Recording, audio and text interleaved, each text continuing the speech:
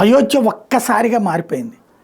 ఇదివరకు అయోధ్యకి హిందువుల్లో ఎస్పెషల్లీ బాగా కీలకమైనటువంటి అంటే విపరీతమైనటువంటి లెక్కలు చూసుకునేటటువంటి వాళ్ళే వెళ్తుండేవాళ్ళు. ఇప్పుడు వచ్చేటప్పటికి అయోధ్యకి విపరీతమైనటువంటి ఫ్లో ఉంది. ఎయిర్పోర్ట్లు నిండిపోతున్నాయి, రైల్వే స్టేషన్లు నిండిపోతున్నాయి, బస్ స్టాండ్లు నిండిపోతున్నాయి, హోటళ్ళలో అసలు ఖాళీ దొరకట్లేదు. రోజుకి 2-3 లక్షల మంది అక్కడ ఉంటున్నారు.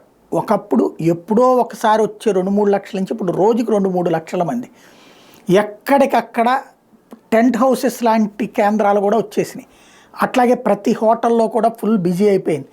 కొంతమంది ఇళ్లల్లో కూడా గదుల్ని అద్దెకిచ్చేటటువంటి పరిస్థితి వచ్చింది. ఓవరాల్గా చూస్తే ఉద్యోగాలు వచ్చేసినాయి, అక్కడ ఉపాధి అవకాశాలు వచ్చేసినాయి. అలాగే దీని వలన పెరిగినటువంటి వ్యాపారాలతో అయోధ్య ప్రస్తుతం ఒక రకంగా చెప్పాలంటే ఆధ్యాత్మిక కేంద్రాలను డెవలప్ చేస్తే ఎంతటి ప్రయోజనం ఉంటుందో అది నిరూపించి చూపెడుతోంది.